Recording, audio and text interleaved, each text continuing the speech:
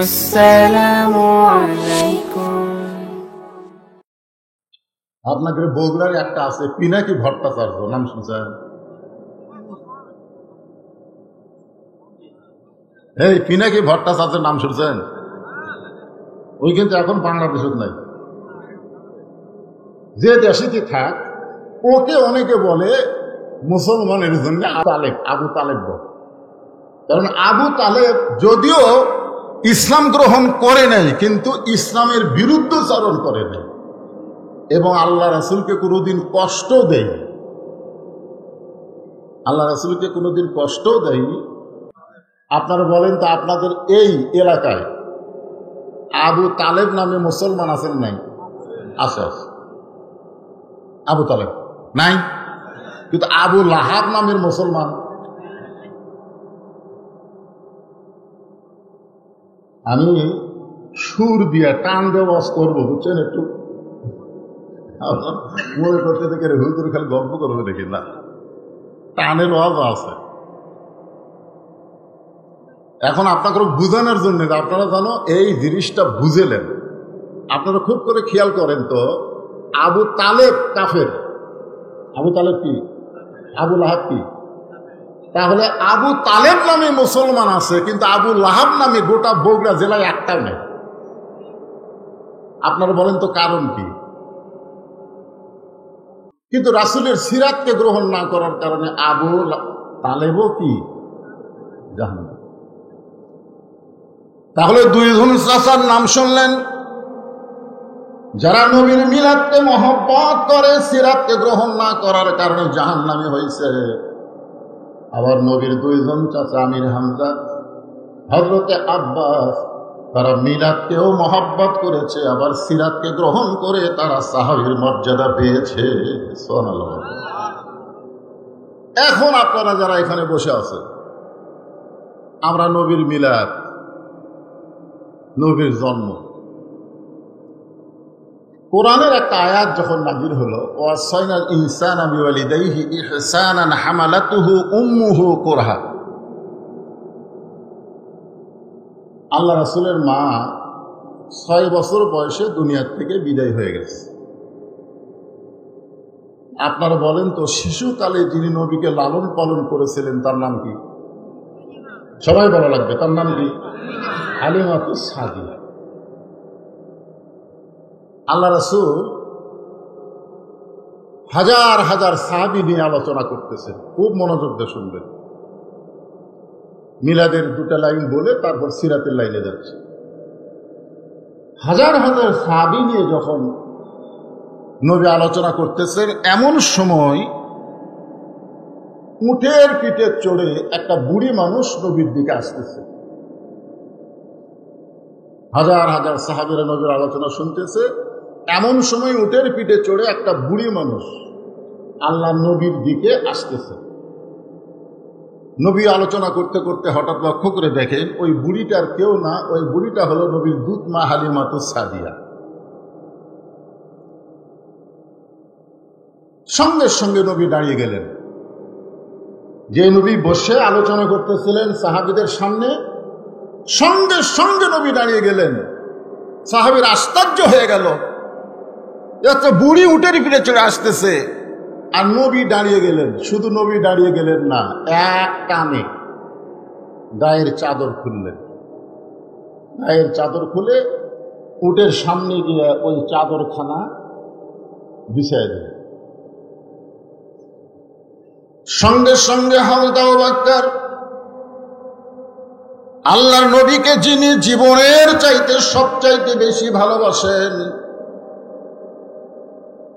আমরা সুন্নিদের কাছে শুনি উহুদের ময়দানে নবীর দান শহীদ হয়েছে, এই কারণে অস্করণী নবীর মহব্বতের সমস্ত দান ভেঙে ফেলেছে। সুন্নি যারা ওয়াজ করে তারা ওয়াইসকুরুনিকে খুব দান দেয়। আপনারা বলেন তো, আল্লাহর নবীর যত সাহাবী ছিল, নবীকে সবচাইতে বেশি ভালোবেসেছেন তার নাম কি? একেবারে সবাই এক বাক্যে বলেন, নাম কি? কারণ আল্লাহ রাসূল বলেছেন, আমার আবু বকরের এক রাত মহব্বতের এক রাত নেকি যদি এক পাল্লায় তুলে দেওয়া হয়, আমার সমস্ত উম্মতের ইবাদতের নেকি যদি আর এক পাল্লায় তুলে দেওয়া হয়, আমি নবীকে মহব্বত করেন নেকির ওজন আল্লাহর কাছে অনেক বেশি হবে। সে আবু বকর সহ্য করতে পারে যে নবীর জুতার পরশে আল্লাহর আরশ ধন্য হয়ে গেছে। সুবহানাল্লাহ বলেন না কেন? যে নবীর জুতার পরশে আল্লাহর কি হয়েছে? আরশ ধন্য হয়ে গেছে। আর সেই নবীর গায়ের চাদর একটা বুড়ি মানুষ উটের পিঠে চড়ে আসে, সেই উটের সামনে চাদর মাটিতে বিছাইয়ে দিছে। আল্লাহ রাসূল বলতেছেন, মা আপনার পা আমার চাদরের উপরে দিবেন, মাটিতে দিবেন না। সঙ্গে সঙ্গে হযরত আবু বকর দৌড়ে গিয়ে এক টান দিয়ে চাদর নিজের বুকের উপরে নিয়ে চাদরকে চুমু দিয়ে উটের সামনে শুয়ে পড়লেন। শুয়ে পড়ে বলতেছেন, মা আপনি কে? আমি আপনাকে চিনি না। আপনি কে? আমি আপনাকে চিনি না, কিন্তু আমার নবীর চাদরে আমি জীবিত থাকতে দুনিয়ার কাউকে পা দিতে দিব না। দরকার হলে আপনি আমার বুকে পা দিয়ে নামেন, কিন্তু নবীর চাদরে আমি জীবিত থাকা অবস্থায় পা দিতে দিব না। আল্লাহ রাসূল আবু বকরের কাছ থেকে নবী চাদর কেড়ে নিয়ে বলেন, আবু বকর মা আতাকুমুর রাসূলু ফাখুযুহু ওয়া মা নাহাকুম আনহু ফান্তাহু। আল্লাহ কোরআনে বলেছেন, আমি নবী যেটা করব সেটাই করতে হবে, আমি নবী যেটা নিষেধ করব সেটা করা যাবে না। আমি নবী চাদর বিছাই দিলাম, আর সেই চাদর তুমি টান দিবা, সেই টান দেওয়ার অধিকার কোথায় পেলে? আবু বকর সবচাইতে নরম সাহাবী ছিলেন। ধরে বলেন সুবহানাল্লাহ। ওমর ফারুক জোড়হাত করে বললেন, মা আল্লাহ নবী আপনাকে কেমন জানে আমরা জানি না। নবী চাদর বিছাই দিছে, আমার বড় ভাই আবু বকর চাদর টান দিস। নবী এত রাগ করেছেন, আমি জানি না আপনি কে। তবে নবী যখন কোরআনের আয়াত তেলাওয়াত করেছে, নবী যেটা করেছে সেটা করতে হবে, নবী যেটা নিষেধ করেছে সেটা করা যাবে না। মেহেরবানি করে দুই হাত করে বলতেছি, আল্লাহ নবীর চাদরে আপনি পা দিবেন না। নবীর যত সাহাবী ছিলেন সবচাইতে গরম সাহাবীর নাম কি? আরো জোরে বলেন। সেই সাহাবী দুই চোখের পানিতে গাল ভিজাই দিলেন। হালিমাতুস সাদিয়া যেদিকে নবীর চাদর বিছাই দিছে, সেই দিকে না নেমে উল্টা দিকে নেমে দৌড়ে এসে ওই চাদরখানা বুকে বুকে লাগায় বলে, রে নবীর সাহাবীরা, আজকে তোমরা যেই নবীকে এত ভালোবাসতেছ তোমরা হয়তো জানো না, যখন দুনিয়ার কেউ তোমাদের নবীরে চিনত না, তখন চিনেছি আমি হালিমা। সুবহানাল্লাহ বলে। এটা কিন্তু মিলাদের আলোচনা। যখন দুনিয়ার কেউ তোমাদের নবীরে চিনেনি, তখন সর্বপ্রথম যিনি আল্লাহ নবীকে চিনেছে তার নাম কি? হালিমাতুস সাদিয়া। আল্লাহ আমাকে আপনাদের দোয়ায় হালিমা সাদিয়ার বাড়িতে যাওয়ার তৌফিক দিয়েছে। আপনাদের দোয়ায় কয়েকবার গেছে হালিমাতুস সাদিয়ার বাড়ি, এখনো অক্ষত আছে। আল্লাহ সবই পারে, জোরে কান পারে কে পারে না? আল্লাহ যদি একটা পাহাড়ের গুহার মধ্যে 300 বছর ঘুমায় রাখতে পারে, আল্লাহ ইচ্ছা করলে দুনিয়ার মানুষকে দেখানোর জন্য হালিমা সাদিয়ার বাড়ি কিয়ামত পর্যন্ত রাখতে পারে। ধরে কোন পারে কে পারে না? তবে বাড়িটা এখন বাড়ি নাই, ওখানে গেলে একটা মসজিদ, ছোট্ট ওই বাড়িটা একটা মসজিদের মতো করে দিয়েছে। ওখানে গিয়ে সবাই নামাজ পড়ে নিজের মনটাকে খুশি করে। আমি শুধু চিন্তা করি, এই ঘরের মধ্যে আল্লাহর নবী কিছুদিন লালন পালন হয়েছে। সুবহানাল্লাহ বলে। এটা হলো বনি সাদ গোত্র। হালিমাতুস সাদিয়া বলেন, তোমরা যখন দুনিয়ার কেউ নবীর চিনোনি, তখন আমি চিনেছি। রাস্তার মধ্যে মেয়েরা যখন বাচ্চাদেরকে নিয়ে আসতেছে, আমাকে বলতেছে, হালিমা এই দুর্বল গাধা নিয়ে তুমি কোথায় যাবা? বলে, আমি নিয়ত করেছি মক্কার কুরাইশ বংশের কোনো সন্তান জন্ম নিলে মায়েরা দুধ পান করায় না, অন্য কোনো মা দুধ পান করানোর কারণে তাকে অনেক হাদিয়া দেওয়া হয়। সে হাদিয়া পাওয়ার আশায় আমি এই দুর্বল গাধা নিয়ে মক্কার দিকে রওনা দিয়েছি। মেয়েরা বলতেছে খামাকা যায় না। কুরাইশ বংশে যে কয়টা ধনী ঘরে সন্তান জন্ম দিয়েছিল সব সন্তান আমরা কোলে নিয়েছি, বিনিময়ে অনেক হাদিয়া পেয়েছি। শুধুমাত্র একটা সন্তান এখন মক্কাতে আছে, যেই সন্তান জন্মের আগেই বাবা হারাইছে। আমরা খোঁজ নিয়ে দেখছি তাদের অবস্থাও ভালো না, দেওয়ার মতো কিছু নেই। খামাখা তুমি আর যাও না। হালিমাতুস সাদিয়া বলে, রে নবীর সাহাবীরা, আমি যখন অন্যান্য মেয়েদের মুখে এই কথা শুনলাম, আমার দুর্বল গাধাকে আমি তিরস্কার করে বললাম, গাধা আর মক্কায় যাস না, মক্কায় গিয়ে কোনো লাভ নাই, ধনী ঘরের সব সন্তান নেওয়া হয়ে গেছে। আমি একজন গরিব অসহায়, মক্কায় আর যাব না। এই কথা সেই মাত্র আমার গাধাকে বলেছে, সঙ্গে সঙ্গে গাধা তার কান দুইটা খরগোশের মতন খাড়া করে এই দুর্বল গাধা এত জোরে মক্কার দিকে দৌড়ানো শুরু করলো। দৌড়াইতে দৌড়াইতে আল্লাহর কাবা ঘরের পাশে গিয়ে পড়ে গেছে। এত জোরে দৌড়, এই দুর্বল গাধা যে হাঁটতে পারে না, সে দৌড়াইতে দৌড়াইতে আল্লাহর কাবা ঘর যেখানে আছে কাবা ঘরের পাশে ঘুরমি খেয়ে পড়ে গেছে। আমি গাধার পিঠ থেকে নিয়ে বললাম, গাধা তুই আসলেই গাধা, তোরে আমি বললাম মক্কা এসে কোনো লাভ নাই, আর তুই একটা পশু গাধা হয়ে গাধা এত জোরে দৌড়ালি, এখন ঘুরমি খেয়ে পড়ে গেলি, এখন তোর অবস্থা। হালিমাতুস সাদিয়া বলে, নবীর সাহাবীরা, আমি তখন লক্ষ্য করে দেখি একটা বুড়ো মানুষ দুই কারা হাত বাড়ায় রাখতেছে আর বলতেছে, মা, বহু মেয়েরা এসেছিল, তারা ধনীদের সন্তানদেরকে নিয়ে গেছে, কিন্তু একটাবার কেউ আমার নাতির দিকে তাকাই হলো না।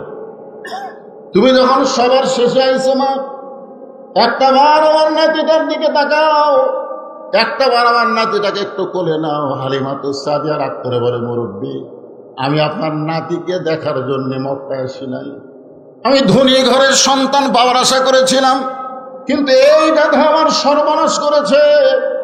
এই গাধাকে যেই মাত্র বললাম বনি সাদ করতে ফেরত যাও, কিন্তু গাধা মক্কার দিকে দৌড়ানো শুরু করলো। আব্দুল মুত্তালিব নবীর দাদা বলতেছে, মা, পশুটা যখন তোমাকে নিয়ে আইছে, তুমি দরকার হলে একটা নজর কি আমার নাতিরে দেখতে পারবা না? হালিমাতুস সাদিয়া বলে, সাহাবীরা শোনো, শুধুমাত্র এই মুরব্বীর চোখের পানি এবং তার অনুরোধকে রক্ষা করার জন্যে, শুধু এক নজর দেখার জন্যে ভাঙ্গা ঘরের মধ্যে ঢুকে তাকায় দেখি মায়ের পাশে ছেঁড়া একটা বিছানায় এমন একটা সুন্দর সন্তান শুয়ে আছে, যেন আসমানের চাঁদের চাইতো সুন্দর। নবী মোর পরশমণি, নবী মোর সোনার খনি, নবী নাম ভাবে যেজন সেই তো দোজাহানের ধনী। সবাই বলেন, নবী মোর পরশমণি, নবী মোর সোনার খনি, নবী নাম ভাবে যেজন সেই তো দোজাহানের ধনী। নবী মোর নূরে খোদা, তার তরে সকল পয়দা, আদমের কলবেতে তারি নূরের রোশনী। নবী মোর পরশমণি, নবী মোর সোনার খনি, নবী নাম ভাবে যেজন সেই তো দোজাহানের ধনী। 400 গ্রহ তারা, তারি নূরের ইশারা। সবাই জবান খুলে বলেন, 400 গ্রহ তারা, তারি নূরের ইশারা। সে নূরে, সে নূরে পাগল, সে নূরে পাগল হলো মওলায় আমার কাদের গনি। নবী মোর পরশমণি, নবী মোর সোনার খনি, নবী নাম ভাবে যেজন সেই তো দোজাহানের ধনী। হালিমাতুস সাদিয়া বলেন, রে নবীর উম্মতেরা শোনো, বিদায় সেদিন তো রাত করা হবে না, সভাপতি বিদায় দিলে হামো, সভাপতি বিদায় দিলে তার হামো মোনাজাত করবে। এমনি তো প্রধান অতিথি গেছে, এত রাত করার কি দরকার? আপনারা এখন এমনি তো গরম, আবার চারিদিকে বেড়া দিয়েছে, বেড়া দেওয়ার কোনো দরকার আছে? এই গরমে বেড়া দেওয়ার দরকার না, খুলে দিতে মাশাআল্লাহ। কি ভাইজান, আপনারা জানেন আল্লাহ রাসূল একটা কথা বলেছেন, আমি তো এই হাদিসটা দেখে আমার মাথায় বসে যে ঈমান নিয়ে কেউ যদি কবরে আসে, ঈমান নিয়ে কেউ যদি কবরে আসে, আমি নবী ওয়াদা দিলাম সে জান্নাতে না যাওয়া পর্যন্ত আমি রাসূল জান্নাতে যাব না। এই জন্য একটা গান আছে, আপনারা শুনছেন, আসেন আমার মুক্তার, আসেন আমার ব্যারিস্টার, সেই বিচারের হাইকোর্টেতে তিনি আমায় করবেন পার, আমরা পাপী রাসূল জাবিন্দার। আল্লাহ যখন হাকিম হয়ে আমাদেরকে গুনাহগার আসামি বানায় বিচার শুরু করবেন, ওই সময় আমাদের নবী উকিল হয়ে, ব্যারিস্টার হয়ে আমাদেরকে সুপারিশ করে জান্নাতে পৌঁছে দিবে। আমরা সেই নবীর সিরাতে মিলাদের একটু ওয়াজ শুনি, তারপরে সিরাতে আমি চলে আসতেছি। ওটা বসা করা যাবে না, আমার কাছে সময় আছে, সময় মতো আমি কথা শেষ করে দিব। বাবুদি সাহেবকে আমি বসাই দিয়েছি, বড় ভাই একটু বসে। হালিমাতুস সাদিয়া বলেন, এত সুন্দর সন্তান মানুষ হয়। আমার জীবনে প্রথম ঘরের মধ্যে ঢোকার পরে আমি আর স্থির থাকতে পারলাম না, আমি দৌড়ে গিয়া যেই মাত্র সন্তানটাকে কোলে নিয়েছি, ওই আল্লাহর শপথ করে বলতেছি, সন্তানের পরশে আল্লাহ আমার দেহের সব দুর্বলতা দূর করে দিয়েছে। যেই নবীর পরশে একটা অসুস্থ মানুষ, দুর্বল মানুষ সুস্থ হয়ে যায়, সেই নবীর আদর্শ যদি আমরা গ্রহণ করি, আল্লাহ কোরআনে বলেন, লাকাদ কানা লাকুম ফি রাসূলিল্লাহি উসওয়াতুন হাসানা, সেই নবীর আদর্শ যদি তোমরা গ্রহণ করো তাহলে অবশ্যই তোমরা সফলকামী হয়ে যাবে। এখন কার আদর্শ গ্রহণ করবেন? নবীর করবেন? তাহলে আমার সাথে একটা স্লোগান দেওয়া লাগবে, আমার নেতা তোমার নেতা, সকলে কি বলবেন? বিশ্ব নবী মোস্তফা। আমার নেতা তোমার নেতা বিশ্ব নবীর চরিত্র ফুলের মতো না। ওরাফানা লাকা যিকরাক মানে কি? এই সাধারণ চামচারা এই নেতা করুক,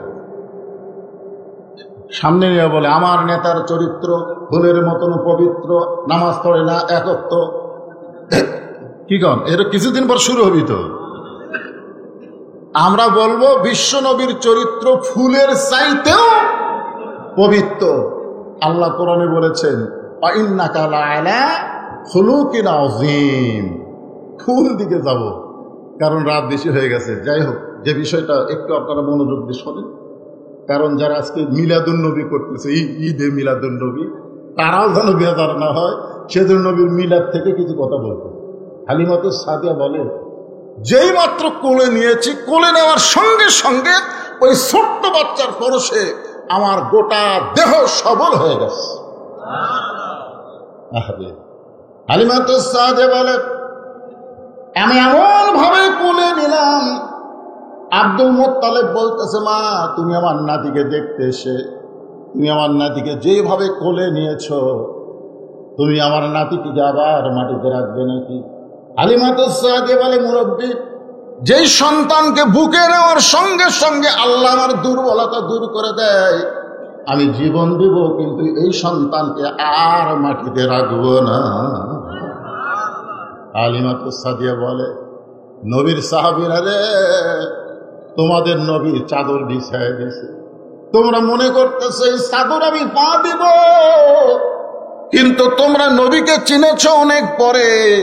যখন দুনিয়ার কেউ নবীরে চিনে নাই, তখন আমি চিনেছি। হালিমাতুস সাদিয়া তোমাদের ছোট্ট নবীকে কোলে করে নিয়ে আমি যখন চলে আসলাম গাধার কাছে, আয়সা থেকে গাধা চোখের পানি ছাড়তেছে, মুখটা মাটির সঙ্গে লাগায় কাঁদতেছে।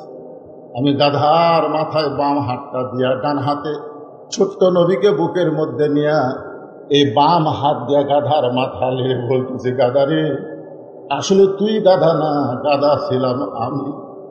তুই পশু হইয়া চিল্লি, জঙ্গলের পশুরা বলে, সবাই বলেন, জঙ্গলের পশুরা বলে আজ হয় মোদের খুশির দিন, বিশ্ব জাহানে আসিয়াছেন রাহমাতুল লিল আলামিন।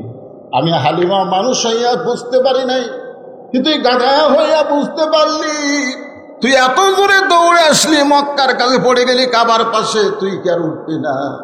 কে যে আমার কানে বলে, হালিমা যে বাচ্চাকে কোলে নিয়ে তুমি সুস্থ হয়ে গেছো, তোমার গাধাকে যদি সুস্থ করতে চাও ওই বাচ্চার বাম পাখানা গাধার মাথায় লাগায়া দাও। আমি হালিমাতুস সাদিয়া, রে নবীর সাহাবীরা শোনো, তখন কেউ চিনে নাই নবীকে। আমি ছোট্ট নবীর পা যখন গাধার মাথায় লাগাই দিলাম, সঙ্গে সঙ্গে আমার গাধাটা সবল হয়ে গেল। আমি গাধার পিঠে চড়ে বনি সাদ গোত্রের দিকে রওনা দিলাম। এত তীব্র রোদ হচ্ছিল, আমার আসল দিয়ে তোমাদের ছোট্ট নবীকে আমি ঢাকতে যাব, কিন্তু আমি আসল দিয়ে ঢাকার আগে একখণ্ড মেঘ আমার মাথার উপরে চলে আসলো। ওই মেঘের ভিতরে এত সুন্দর বাতাস। আমি কইলাম, মেঘ রে তুই কোথা থেকে আসলি আমার মাথার উপরে? এত সুন্দর বাতাস কে দেয়?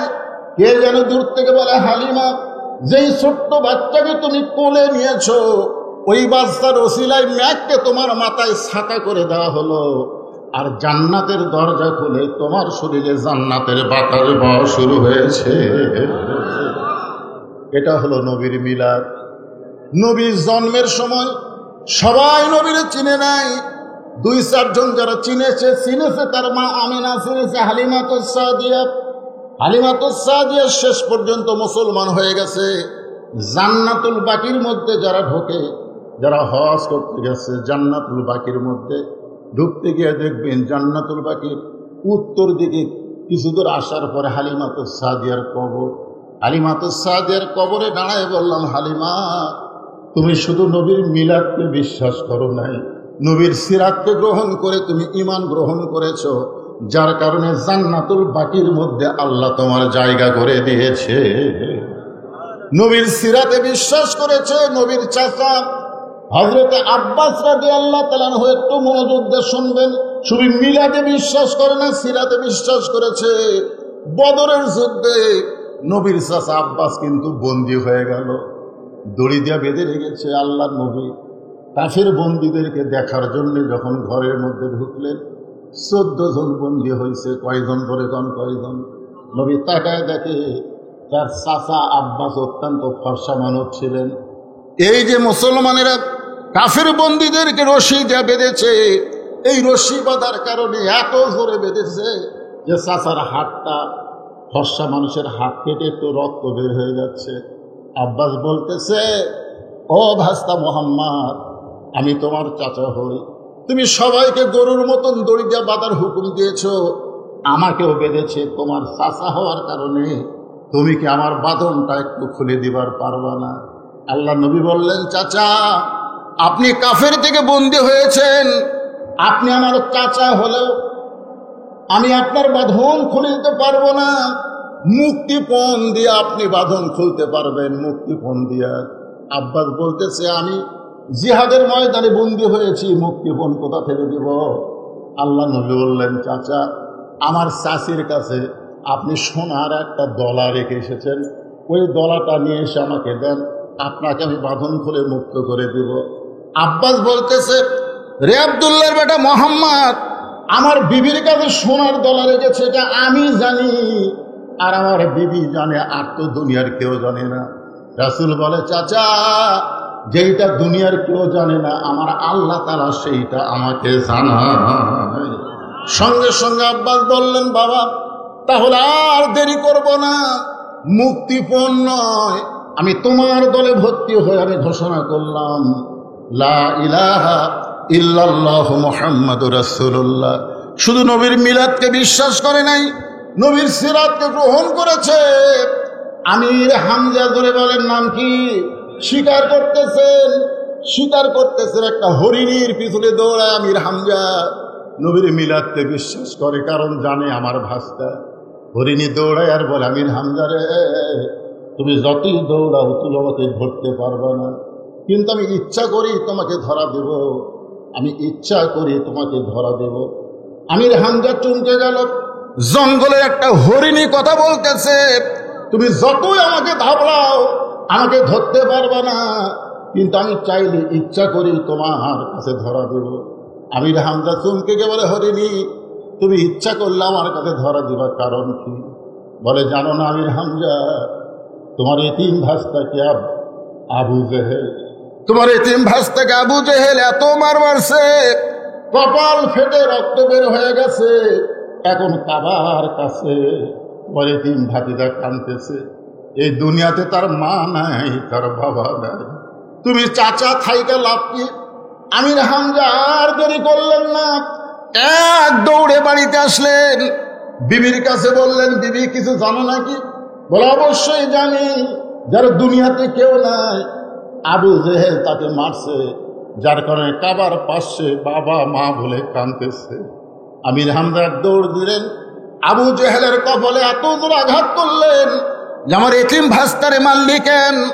আঘাত করার পরে ফিনকি রক্ত হাতের মধ্যে নিয়ে আল্লাহ নবীর কাছে এসে বললেন, বাবা, যা আবু জেহেল তোমাকে মারছে, আমিও তাকে মাথা ফেটে রক্ত নিয়ে আইছি, বাবা তুমি আর এমন করে কান্দো না।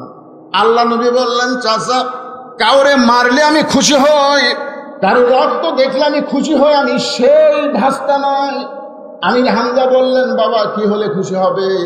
বলে, আপনি যদি আমার সিরাতকে গ্রহণ করেন, আপনি যদি পড়ে নেন লা ইলাহা ইল্লাল্লাহ মুহাম্মাদুর রাসূলুল্লাহ, সঙ্গে সঙ্গে আমির হামজা বললেন, আশহাদু আল্লা ইলাহা ইল্লাল্লাহ মুহাম্মাদান আবদুহু ওয়া রাসূলুহু বলে দুইখানা হাত বাড়াই দিলেন। নবী এক দৌড়ে এসে আমির হামজার বুকের মধ্যে ঢুকে বাবা বাবা বলে চিৎকার দিলেন।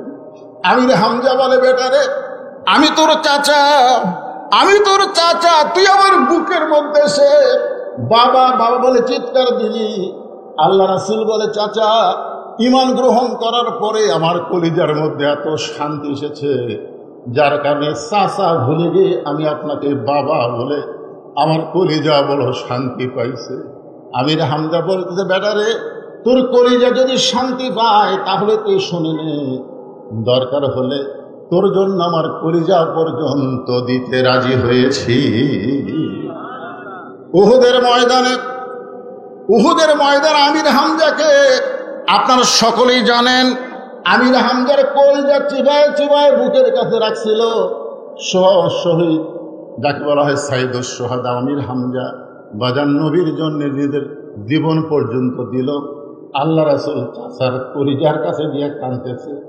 এক চাচা আব্বাস নবীর মিলাদ এবং সিরাত গ্রহণ করেছে, আর এক চাচা আমির হামজা কলিজা পর্যন্ত দিয়ে গেছে। সঙ্গে সঙ্গে আল্লাহ কোরআনের আয়াত নাজিল করলেন, ওয়ালা তাকুলু লিমান ইউকতালু ফি সাবিলিল্লাহি আমওয়াতুন বাল আহইয়াউ ওয়ালাকিন লা তাশউরুন। আল্লাহু আকবার। ভাইজান, আমি মিলাদ এবং সিরাতের কিছু অংশ আপনাদের শোনালাম। এখন আমরা চলে যাব। আমাদের মা বোনেরা যারা বসে আছে তারা আবার চিন্তা করতেছে যে হুজুর আমাদের কিছু ওয়াজ করবে না। যখন নবীর বয়স হলো 25 বছর, ধরে কর কয় বছর? আমার মা বোনদের জন্য, আপনাদের জন্য আছে ওয়াজ। 25 বছরে আল্লাহ নবী কি করছিলেন? কথা কয় না। বিবাহ করছিলেন। যাকে বিবাহ করছিলেন তার বয়স কত? জোরে বলেন, সবাই বলেন। তিনি মক্কার মধ্যে সবচাইতে কি ছিলেন? সবচাইতে ধনবতী রমণী ছিলেন। একদিন আল্লাহর কি শান শোনেন।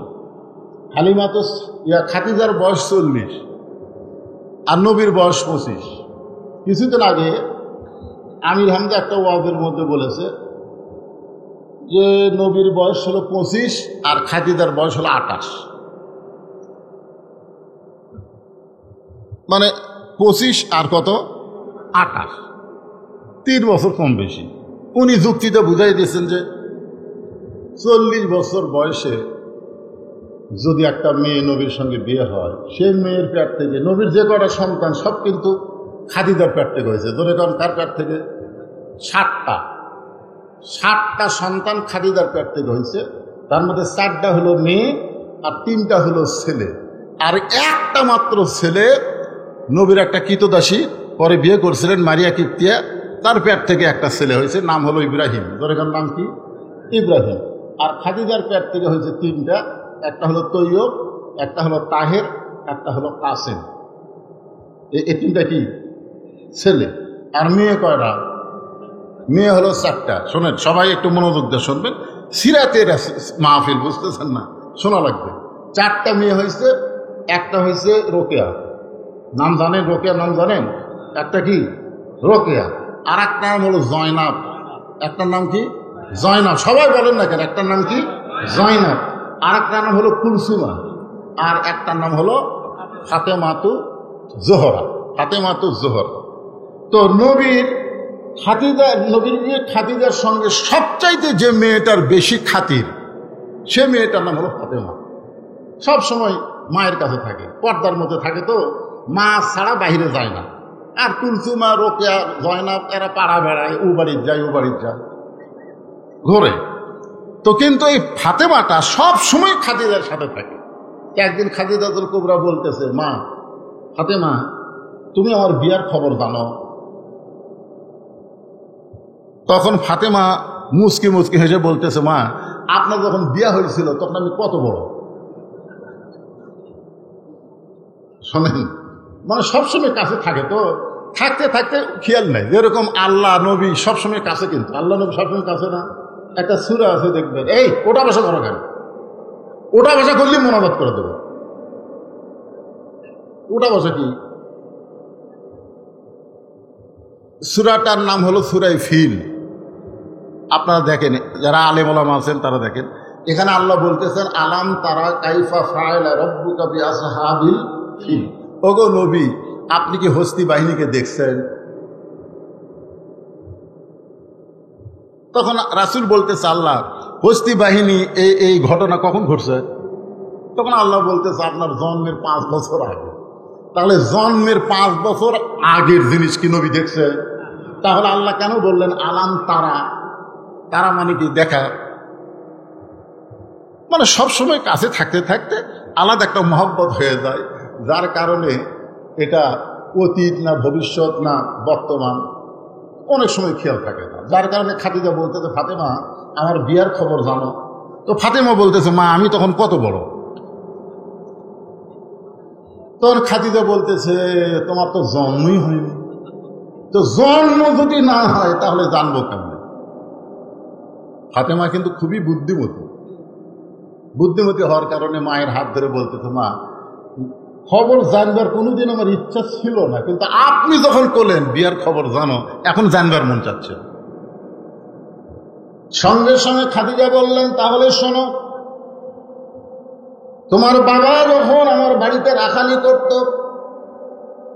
যেই মাত্র বলেছে তোমার বাবা যখন আমার বাড়িতে রাখালি করত, ফাতেমা দৌড়ে গিয়া মায়ের মুখ চাইপা ধরছে। খাদিজা বললেন, মা মুখটা যদি চাইপা ধরো তাহলে বলবো কেমনি? ফাতেমা বলতেছে, বা এমন কথা কেমন বলতেছেন? আমার বাবা হলো বিশ্ব নবী, আমার বাবা সম্পর্কে রাখাল শব্দ আমি শুনতে চাই না। খাদিজা বললেন, ফাতেমা মেয়েরা আসলেই বাপকে বেশি ভালোবাসে। সুবহানাল্লাহ বলে, মেয়েরা কিন্তু আসলেই বাপকে বেশি ভালোবাসে। দেখবেন আপনার মেয়ের সামনে যদি তার মা তার বাপের বিরুদ্ধে বলে, ওই কিন্তু বলে আব্বা আসলি কয়ে দেবো, আব্বা আসলি বলে দেবো। দেখবেন মেয়েরা বাপকে এত ভালোবাসে। খাদিজাতুল কুবরা বললেন, ফাতেমা আগে ঘটনা শোনো, তোমার বাবা যখন আমার বাড়িতে রাখালি করত, যদি তুমি আমার বিয়ের খবর শুনতে চাও তাহলে মুখ থেকে হাতটা টান দাও। এবার ফাতেমা হাত টান দিছে। খাদিজা বলতেছে, শোনো, আমি তাকায় দেখি রাখালের যে থাকার ঘর, সমস্ত রাখালগুলো দুপুর বেলায় ঘরে আরাম করতেছে। আমি খাদিজার বেলকুনি থেকে আশ্চর্য হয়ে গেলাম। হাজার হাজার উটদুম্বা মাঠে ময়দানে, হাজার হাজার উটদুম্বা বাদ দিয়া রাখালগুলো ঘরের মধ্যে দুপুর বেলা আরাম করে। আমি রাখালের সর্দারকে ডাক দিয়ে বললাম, রে রাখালের সর্দার, হাজার হাজার উটদুম্বা মাঠে ময়দানে চড়তেছে, আর তোমরা দুপুর বেলা ঘরে আরাম করো, তোমাদের কি ভয় নাই? রাখালের সর্দার বলে, মালকিন আপনি জানেন না, আমরা ভাগ্য গুণে এমন একটা রাখাল পাইছি যে রাখাল চাকরিতে জয়েন করার পর আপনার উট দুম্বাগুলো সব ভদ্র হয়ে গেছে। এই রাখাল চাকরিতে জয়েন করার পরে আপনার উট দুম্বাগুলো সব ভদ্র হয়ে গেছে। খাদিজা বলতেছে, রাখালের সর্দার, জন্তু জানোয়ার কোনোদিন একটা রাখালের ভক্ত হয় না, বাধ্য হয় না। রাখালের সর্দার বলে, যদি বিশ্বাস না হয় তাহলে আপনি তদন্ত করে দেখেন। খাদিজা বললেন, ফাতেমা, ওই রাখালের সর্দারের কথা মতো আমি তদন্ত করতে গিয়ে দেখি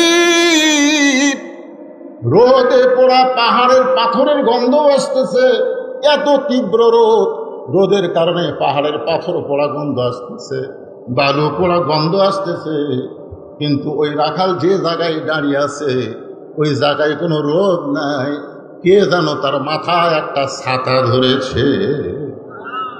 আমি খাদিজা ফাতেমার কাছে বলতেছে, আমি খাদিজার দূরে থাকতে পারলাম না, একটু নিকটে গিয়ে দেখতে পাই শুধু রাখালের উপরে ওই মেঘ ছাতা হয়ে নাই, বড় একটা বাতাস রাখালের গায়ে বইতেছে। ওই রাখালের গা থেকে একটা সুগন্ধ আমার নাকের মধ্যে ঢুকলো। এটা কোনো দুনিয়ার আতরের সুগন্ধ নয়, যেন বেহেশতের মিশকে আম্বরের সুগন্ধ বইতেছে। আমি আর একটু নিকটে গিয়া তোমার বাবা রাখালকে দেখার সঙ্গে সঙ্গে আমার ভিতরে এমন একটা প্রেম আসলো। আমি খাদিজা দীর্ঘদিন বিধবা ছিলাম, দুনিয়ার অনেক নেতারা আমাকে বিয়ে করতে চাইছিল, কারণ মক্কার সবচাইতে ধনী ছিলাম। কিন্তু তোমার বাবা রাখালকে দেখার সঙ্গে সঙ্গে আমার বিয়ার একটা আনন্দের ফুল ফুটে গেল। আমি ঘরে চলে আসলাম।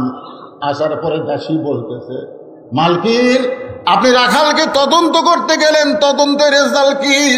আমি কইলাম, তার চাচার কাছে গিয়ে বলো রাখালের চাকরি আমি ক্যান্সেল করে দিলাম। দাসী মূর্খ, বুঝতে পারে নাই। আবু তালেবের কাছে গিয়ে বলতেছে, মুরব্বী তোমার ভাতিজা রাখালের চাকরি খাদিজা ক্যান্সেল করে দিয়েছে। আবু তালেব এক দৌড়ে এসে খাদিজার কাছে বললেন, মা আমার এতিম ভাতিজা এমন কি অপরাধ করলো যে অপরাধের কারণে তার রাখালের চাকরি ক্যান্সেল করে দিলা? খাদিজা বলতে, চাচা তার একটাই মাত্র অপরাধ, আমি তাকে রাখালকে রাখবো না, তাকে স্বামী হিসাবে গ্রহণ করতে চাই। খাদিজাতুল কুবরা বলে, রে ফাতেমা, সে রাখালকে আমার স্বামী হিসাবে গ্রহণ করার পরে সে রাখাল হয়েছে আজকে বিশ্ব নবী। আল্লাহ প্রত্যেকটা নবীকে রাখালের দায়িত্ব দিয়েছেন। জোরে কান সুবহানাল্লাহ। রাখাল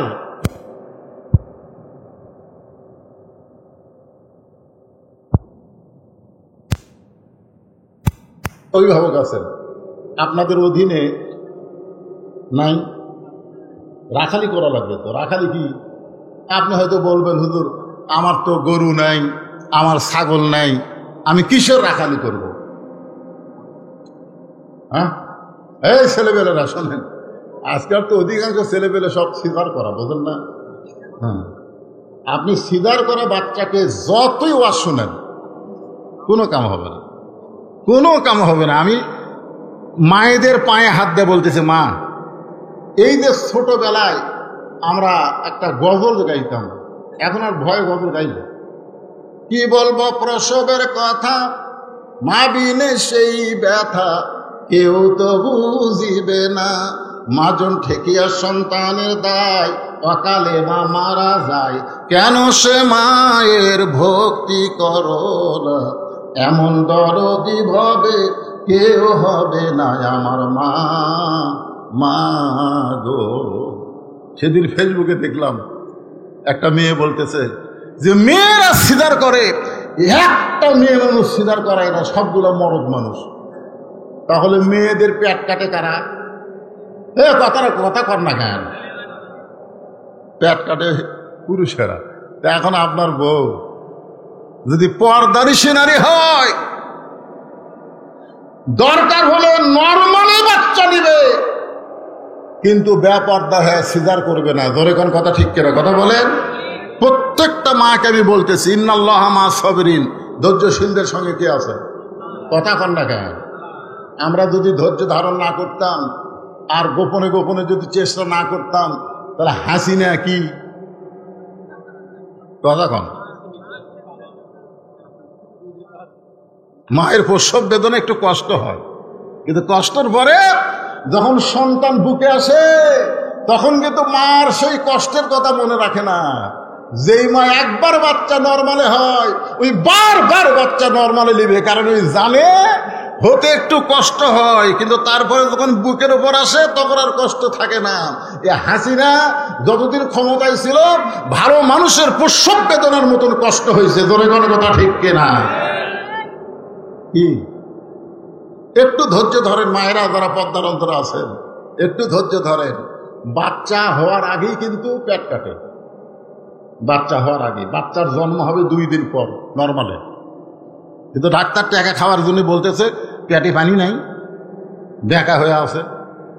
এই যে মিথ্যা কথা বলবি মানে টাকা কামাই করে।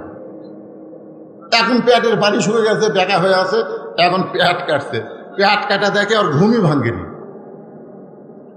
তারপর 4-5 জন ডাক্তার কয় রে আমাদের টাকার লোভে পেট কাটলে আপনি ঘুম ভাঙেন, আমি কি করি? তখন বড় ডাক্তার বলে পেটের থেকে বাইর করে একটা ঘুরেন দেয়। তখন এই পেটের থেকে আস্তে করে বাইর করে এরকম একটা ঘুরেন দেয়। যেই ঘুরেন দেয় মাথার ঝাঁকি খায়, এই যে টাইম দেয় ওঠে। এই যে ঝাঁকি খাওয়া খাচ্ছে, এই ঝাঁকির কারণে এই মোবাইল ছাড়া ভাত খায় না। মোবাইল না দেখলে আর কথা কান্না হয়। ও যে ঝাঁকি খাচ্ছে, এই মাথার ঝাঁকি খাওয়ার কারণে দেখবেন আমরা দোয়া দরুদ দেও কান ছাড়া পারতেছি না। সন্তান কান্দে, হুজুর একটু দোয়া পড়েন। সূরা ফাতিহা যাকে বলা হয় সূরাতুশ শিফা। সূরা ফাতিহা কি? সূরাতুশ শিফা। সূরা ফাতিহা পড়ে ফু দিলে ভালো হয়ে যাবে। 3 বার সূরা ফাতিহা পড়ে ফু দেয়, আর কান্দন আরো জোরে হয়। আল্লাহ রাসূল বলেছেন সমস্ত ব্যারাম অনুনাজ্জিলু মিনাল কোরআনি মা হুয়া শিফাউ ওয়া রাহমাতুল লিল মুমিনিন। আমি আয়াতের তাফসীর পড়তে গিয়ে দেখি এটা হলো আয়াতুল কুরসি। আয়াতুল কুরসি পানি পড়ে দিলে ওই পানি খিলালে যতই যা হোক কান্দা টান্দা সব ভালো হয়ে যাবে। আয়াতুল কুরসি পড়া খুব দিলাম, পানি 1 গিলাস দিলাম, মা খিলাও। কয়েকদিন পরে হুজুর দোয়া দরুদের আর কাম নেই, দোয়া দরুদ আর হবে না। চিন্তা করলাম এটা কোন যুগ করলো রে, দোয়া দরুদে কান্না থামে না। কয়েক মাস পরে বললাম মা খবর কি? বলে হুজুর আর কান্দে না। তো কোন দোয়ায় কাম হলো? তোর বাপ একটা মোবাইল কিনে দিছে, যখনই কান্দে তখনই মুখের সামনে দেয় আর কান্না থামে না। আমার মা বোনদের জন্য বলতেছি, মা পেটে বাচ্চা আসার পর উম্মুল খায়ের ফাতেমার মতন হয়ে যান। উম্মুল খায়ের ফাতেমার সন্তানের নাম হলো আব্দুল কাদের। উম্মুল খায়ের ফাতেমার মতন হয়ে যান। আল্লাহ আপনার প্রসব বেদনাকে সহজ করে দিবে। আল্লাহ পারে কি পারে না? ধরে কান পারে কি পারে না? হ্যাঁ, পেটে বাচ্চা নিয়ে নামাজ পড়েছে, পেটে বাচ্চা নিয়ে রোজা রেখেছে। আর এখন পেটে বাচ্চা আসলে এক ছেলে আমাকে বলছে যে হুজুর 11 মাস আমার খিদে নাই, কিন্তু রোজার মাসে খালি খিদে লাগে। 11 মাস আমার খিদে লাগে না, কিন্তু রোজার মাসে খালি খাই আর খাই, আমার খিদে দেয় না। কারণ আমি বললাম তোমার মা বাচ্চা আছে, আছে দাও, মায়ের কাছে দাও। মা কেমনে জানবে? কে চাও না কেন? ওই মায়ের কাছে জিজ্ঞেস করছে, মা আমার 11 মাস খিদে কম, রোজার মাসে খিদে বেশি কেন? মা বলতেছে তোর দাদি এই সর্বনাশ করতে, তোর দাদি। তুই যখন আমার পেটে ছিলি রোজার মাসে তোর দাদি বলছে বৌমা রোজা থাকে আমার পেটের নাতি নাতি যেন শুকা না যায়। তুমি রোজা থাকলে পেটের বাচ্চা শুকে যাবে, রোজা থাকা চলবে না। জোর করে আমাকে রোজা থাকতে দেয়নি, আমিও খাসি, রোজার মধ্যে তুইও খাসি। এই যে রমজান মাসে পেটের মধ্যেই তোর খাওয়া শুরু হচ্ছে, দাঁড়ায় এসে তুই রোজা থাকতে পারবি? এই জন্যে একটা নেপোলিয়ন বলেছে একটা ভালো সন্তান যদি চাও তাহলে ভালো একটা মায়ের দরকার। দরকার কিসের দরকার? ভালো একটা মায়ের দরকার। খাদিজাতুল কুবরা এমন একজন মা ছিলেন যে মায়ের পেট থেকে আল্লাহ তাআলা 4টা সন্তান দিয়েছেন। একটার নাম হলো ফাতেমাতুজ জোহরা। আমার মা বোনদের জন্য বলতেছিলাম এই কথাটা, কিন্তু আমার মা বোনদের জন্য রাসূল বললেন ফাতেমা সিরাতের আলোচনা একটু খেয়াল করেন। ফাতেমা তোর কি কখনো মনে হয় তুই জান্নাতি? তোর বাবা বিশ্ব নবী, এই কারণে কি তোর কখনো মনে হয় তুই জান্নাতি? ফাতেমা বলতেছে বাবা মনে হয় কেন? 100 বার আমার বিশ্বাস আপনি হলেন আল্লাহর বিশ্ব নবী, আর আপনার মেয়ে হওয়ার কারণ আমি জান্নাতি। আল্লাহ রাসূল বললেন ফাতেমা এই কথা কখনোই মনে করবা না আমি তোমার বাবা বিশ্ব নবী বলে তুমি জান্নাতে, এটা মনে করো না। জান্নাতে যদি যাবার চাও জান্নাতের আমল করে জান্নাতে যাইতে হবে। ফাতেমা কান্দারে বলে, বাবা বিশ্ব নবীর মেয়ে হয়েও জান্নাতে যাওয়া যাবে না, জান্নাতের আমল করতে হবে। জান্নাতের আমল কি? আমার মায়েরা যারা আছেন একটু মনোযোগ দিয়ে শোনেন। এই সিরাত মাহফিলে নবীর কলিজার টুকরা ফাতেমার থেকে আলোচনা করতেছি। রাসূল বললেন মাত্র 4টা আমল করবা। মাত্র কয় আমল? আমার আঙ্গুলের দিকে তাকান, কয় আমল? আরে পাগলা, বাড়ির বউ যদি ভালো হয় আপনার কলিজায় অর্ধেক শান্তি জান্নাতের চলে আসবে। জোরে কর কথা, ঠিক কিনা? আমি তখন বললাম রব্বানা আতিনা ফিদ দুনিয়া হাসানা ওয়া ফিল আখিরাতি হাসানা। তাকফির বলে দেখেন আপনারা, এই যে ফিদ দুনিয়া হাসানা মানে কি? 16 আনার মধ্যে 8 আনা হলো বউ। দুনিয়ার যে 16 আনা সৌন্দর্য যদি পাবার চান তাহলে বউ হচ্ছে 8 আনা। বউ যদি খারাপ হয় আপনি যতই শান্তি খোঁজেন বাইরে শান্তি পাবেন, বাড়ি ঢুকলে অশান্তি। ধরে কথা কন না কেন? হ্যাঁ, এই জন্যে মা বোনদের জন্য কথাটা বলতেছি। রাসূল বললেন 4টা আমল। কয়টা? খুব খেয়াল করেন। নামাজ, রোজা, সতীত্বের হেফাজত আর স্বামীর খেদমত। আল্লাহ রাসূল ফাতেমাকে বললেন সব সময় না, স্বামী যখন খেদমত চাবে, খুব খেয়াল করে শুনবেন, স্বামীর খেদমত সব সময় না। স্বামী যখন খেদমত চাবে তখন খেদমত করে। সবাই মনোযোগ দিয়ে শোনেন। বউ যদি আপনার দেয়, আপনি খেদমত চাচ্ছেন না, যদি আপনার খেদমত করে আপনি বুঝতে পারবেন এর মধ্যে একটা কি ভেজাল নাই। আপনি খেদমত চাবেন। রাসূল বললেন আমার আলী যখন তোমার কাছে খেদমত চাবে তখন তুমি খেদমত করবা, তাছাড়া খবরদার তুমি নিজের ইচ্ছাই যেন খেদমত করতে যাবে না। কারণ চোরের মন, কথাটা বুঝেন, অতিভক্তি। হ্যাঁ, একেবারে ফাঁকাতে বাতাস করতেছে। তো স্বামী কয় কে গো, কারেন্ট নাই? আছে তো কারেন্টে ফ্যান দেয়, পাখার বাতাস কেন? এই ফ্যানই তো আমার সতী, উনি যদি আপনাকে বাতাস দেয় তাহলে আমি জান্নাতে কেমনে যাই? এই জন্য ফ্যান বন্ধ করছি, আপনাকে বাতাস করে আমি একটু জান্নাতে যাওয়ার চাই। বাম হাতে বাতাস করে, ডান হাতে কপাল টিপে। আমি কই কে গো, কি হলো তোমার? তোমার ভক্তি করে আমি জান্নাতে যাবার চাই গো। তারপরে পাও টিপে, হাত টিপে। স্বামী এক সময় খুশি হয়ে বলতেছে, আসলেই তোমার মতন বউ পাওয়া হলো ভাগ্যের ব্যাপার। যেই বলছে তোমার মতন বউ পাওয়া ভাগ্যের ব্যাপার, সঙ্গে সঙ্গে বউ কান্না শুরু করছে। স্বামী কয় কে গো, কান্দো কেন? বলে কান্দি, এমনি কান্দি। স্বামী বলতেছে কি হয়েছে গো? না না, আপনাকে বলে লাভ নাই, এমনি এমনি বাতাস করে, পাও টিপে, আবার করে কান্দ। এই বাতাস বন্ধ কর, পাওটা বন্ধ। কি জন্য কান্দিস বল? তখন বলতেছে কান্দার কারণ হলো তোমার বুড়া বাপ আর বুড়ি মা, এটাই হলো কান্দার কারণ। কারণ তুমি যখন বাহিরে যাও তখন তোমার এই বুড়া বাপ আর বুড়ি মা আমার কলিজায় আগুন ধরে দেয়। এই বুড়ি আর এই বুড়া যদি সাথে থাকতে চাও তাহলে আল্লাহর রাস্তায় আমার বাপের বাড়ি করে দাও। আর যদি আমার সাথে জান্নাতের সংসার করে খাবার চাও তাহলে এই বুড়া বুড়ি বাদ দেওয়া লাগবে। আমা আলাইনা ইল্লাল বালা। এখন তুমি কি আমল করবা? তো এখন সিরাত যদি থাকে আপনার কাছে, সিরাত বোঝে? সিরাত মানে কি? আমার জামাই ওয়াজ করলো না, সিরাত কি? সিরাত হলো আল্লাহর কোরআন। যদি আল্লাহর কোরআন আপনার কাছে থাকে, সিরাত যদি আপনার কাছে থাকে, তাহলে সিরাত এসে বলবে ওয়াকাযা রাব্বুকা আল্লা তা'বুদু ইল্লা ইয়াহু ওয়া বিল ওয়ালিদাইনি ইহসানা। আল্লাহু আকবার। দেখছেন নবীর সিরাত এসে কি বলতেছে? রে বউ গেলে ছাড়া দিলে বউ পাবু রে, বউ ছাড়া দিলে বউ পাবু, বউ মরে গেলেও বউয়ের অভাব নাই রে। কিন্তু যে তোর বাপ মায়ের বিরুদ্ধে বলতেছে, এই বাপ মা যদি মারা যায় কিয়ামত পর্যন্ত কাঁদলে আর বাপ মা পাবি না রে। লিয়াবলুয়াকুম আইয়ুকুম আহসানু আমালা। সিরাত বলতেছে এই মুহূর্তে তোমাকে সুন্দর আমলের পরীক্ষা করা হবে। এই মুহূর্তে তোমার সুন্দর আমল হলো বউকে বাপের বাড়িতে পাঠা দেওয়া, বাপ মায়ের খেদমত করা। ধরে কেন সুবহানাল্লাহ। তাহলে আপনি নবীর সিরাত গ্রহণ করলে কি করবেন? বইয়ের কপালে চুমা খাবেন, বউ আপনার বাপ মায়ের বিরুদ্ধে বলতে আপনি কি করবেন? কথা কন, কি করবেন? নবীর সিরাতকে গ্রহণ করলে লাভ দেওয়া লাগবে। ওঠ, বউ বলে ওঠ, ব্যাগটা এক গোছান আছে। বউ বলবে ব্যাগটা এক গোছান কেন? তুই না বললি বাপের বাড়ি যাবি, তো বাপের বাড়ি তো কাজ করে পাঠাবো।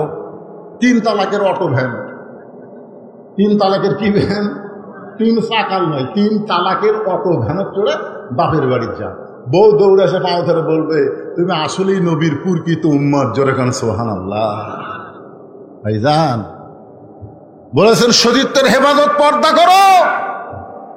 ও মায়েরা শুনুন, নবীর সিরাত হলো অকরনা ফি বুয়ুতিকুন্না ওয়ালা তাবাররাজনা তাবাররুজাল জাহিলিয়াতিল উলা। নবীর সিরাত, নবীর কুরআন, মাতাকুম রাসূলু ফাখুযুহু ওয়া মা নাহাকুম আনহু ফান্তাহু। আমার মায়েদের বলতেছি, মা খালি মরে গেলে 5 কাপড় না, খালি বুড়ি হলে ঘোমটা দেওয়া না। একটা বুড়ি মানুষ বোরকা পরে রাস্তা দিয়ে যায়, ওর সাথে 17 বছরের লাঠি, ওর গাত বোরকা নাই। একটা অন্যা আছে, এটা গলার মাফলা হয়ে গেছে, অন্যা এটা গলার মাফলা। আপনারা এখন বলেন রাস্তার মানুষ ওই বুড়ির দিকে তাকাবি না ছুরির দিকে তাকাবি? কথা কন, কার দিকে তাকাবে? ছুরির গাওয়াত বোরকা নাই, বুড়ির গাওয়াত বোরকা। কে দাদি বোরকা পড়ছেন কেন? মরা লাগবি ভাই, মরা লাগবি ভাই। কে রে বুড়ি, তুই তো বোরকা পড়ছো মরার জন্য, তোর দিকে তো বুড়াও তাকায় না। 50 বছর আমের গাছের গোড়াত কেউ বেড়া দেয়? যদি কেউ বেড়া দেয়, আপনি বলতেছেন কে ভাই বেড়া দিচ্ছেন কেন? ভাই সতর্কের মান নেই, গরু ছাগল যদি খায়। কে রে পাগলা, 50 বছরের গাছের দিকে গরু ছাগল ঘৃণা করে তাকাবি না? বেড়া লাগবি? বেড়া যদি দিবার চাস, ওদের জ্বালা গাছ আছে, জ্বালা চারা গাছ, ওটা বেড়া দে। বেড়া না দিলে গরু বকরি পাড়িয়া ফেলে ধর্ষণ করবি। তোরে কর কথা কর না গায়ে। আমি বলতেছি মরে গেলে 5 কাপড় দিয়ে কোনো লাভ হবে না মা, মরে গেলে খাটনি চাদর দিয়ে ঢাকা কোনো লাভ হবে না। জীবিত অবস্থায় আপনাদেরকে পর্দা করতে হবে, পর্দার ভিতরে থাকতে হবে, পর্দার ভিতরে সন্তানের উৎপাদন করা লাগবে। জোরে জোরে কথা ঠিক না?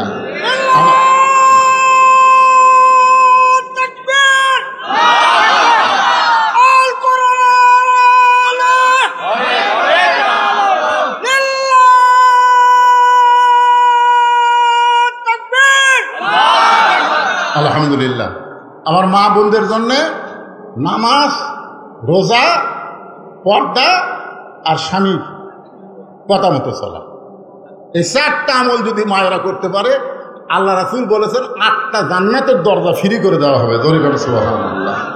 আল্লাহ তাআলা আজকের এই রাতে যতটুকু আলোচনা হলো, এই আলোচনার মোতাবেক আমাদের সকলের জীবনে আমল করার তৌফিক দান করুক সকলে বলে আমিন। কারণ ফজরের নামাজ আমাদের জামাতের সাথে যদি আজকে না পড়েন, তাহলে প্রথম দিনই সিরাত কাজা হয়ে যাবে, বুঝলেন না? সিরাত কাজা হয়ে যাবে। এই জন্য ভাইজান অনেক রাত হয়ে যাবে। কয়টা বাজে? 12:30। 12টার মধ্যে শেষ করা দরকার। 1:45, হায় হায় সর্বনাশ, 1:45 বাজে গেছে। সকলে হাত তুলে আল্লাহুম্মা আমিন। আল্লাহুম্মা আনতাস সালাম ওয়া মিনকাস সালাম, তাবারাকতা ইয়া যাল জালালি ওয়াল ইকরাম। আয় আল্লাহ তাআলা, কঠিন গরমের ভিতরে গোটা গা ঘেমে যাচ্ছে, আমাকে ফ্যান দিয়েছে, তারপরে আমার গা ঘামতেছে। আর তোমার বান্দারা কঠিন গরমের মধ্যে বসে বসে আজকে সিরাতের মাহফিলে নবীর জীবনী থেকে মিলাদুন নবী, সিরাতুন নবী, আল্লাহর কোরআন থেকে কিছু আলোচনা শুনেছে। আল্লাহ মেহেরবানি করে আজকের মাহফিল আমাদের সকলের হেদায়েতের জন্যে, নাজাতের জন্যে, জান্নাতের জন্যে কবুল করে নাও। এই মাহফিলের শুরু থেকে শেষ পর্যন্ত যত আলোচনা হয়েছে আল্লাহ, এর মধ্যে যদি ত্রুটি হয়, ভুল হয়, মাফ করে দাও। এর যা হাদিয়া মঞ্জুর করো, সোনার মদিনায় নবী পাকের রওজা মোবারকে আল্লাহ কবুল করে দাও। আল্লাহ তামাম আম্বিয়ায়ে কেরাম, আসহাবে কেরাম, তাবিঈনে কেরাম, তাবা তাবিঈনে কেরাম, তাম পৃথিবীর মাটির নিচে যত মুমিন মুমিনা শুয়ে আছে আল্লাহ, সকলের আরওয়াফের হাদিয়া কবুল করো। আল্লাহ, আমরা যারা হাত তুলেছি, আমাদের জনম দুঃখিনী মা যাদের কবরে চলে গেছে, আমাদের দরদের বাবা যাদের কবরে চলে গেছে, আল্লাহ মেহেরবানি করে মা বাবার কবরকে জান্নাতের টুকরা বানিয়ে দাও। আজকের মাহফিলের সম্মানিত সভাপতিকে আল্লাহ তুমি কবুল করো। আল্লাহ সহসভাপতি কবুল করো, প্রধান অতিথি বিশেষ অতিথিদের আল্লাহ তুমি কবুল করো। আয় আল্লাহ, আজকের মাহফিলে যে সমস্ত যুবকেরা কষ্ট করে মেহনত করে টাকা পয়সা খরচ করে এত সুন্দর সিরাত মাহফিল করেছে, প্রত্যেক বছর যেন তারা করতে পারে এমন ইমানি শক্তি তাদেরকে দান করে দাও। আল্লাহ রুমালের মধ্যে, গামছার মধ্যে যারা টাকা পয়সা দান করেছে, যে নিয়তে দান করেছে, আল্লাহ সকলের নেক নিয়ত নেক আশাকে তুমি কবুল করো। আমার মা বোনদেরকে কবুল করো, মা ফাতেমার মতন পর্দানিশি কবুল করে নাও। আমাদের মধ্যে আমরা যারা অসুস্থ অবস্থায় আছি, আল্লাহ সবাইকে সুস্থতার নিয়ামত দান করে দাও। আয় আল্লাহ, নবীর সিরাত শুনলাম, নবীর সিরাত অনুযায়ী আমাদের বাংলাদেশকে আগামীর বাংলাদেশ, কোরআনের বাংলাদেশ কবুল করে নাও। আয় আল্লাহ তাআলা, মেহেরবানি করে শুধু নবীর সিরাতকে আমরা শুনলাম, শুনলে হবে না, বাস্তব জীবনে নবীর সিরাত আল্লাহর কোরআনকে গ্রহণ করতে হবে। আল্লাহ কোরআন মোতাবেক আমাদের জীবন পরিচালনা করার তৌফিক দাও। সুবহান রাব্বিকা রাব্বিল ইজ্জাতি আম্মা ইয়াসিফুন ওয়া সালামুন আলাল মুরসালিন আলহামদুলিল্লাহি রাব্বিল আলামিন। ওয়াজাল আখিরাতি কালিমাতুনা লা ইলাহা ইল্লাল্লাহু মুহাম্মাদুর রাসূলুল্লাহ সাল্লাল্লাহু আলাইহি ওয়াসাল্লাম। আসসালামু আলাইকুম ওয়া রাহমাতুল্লাহ।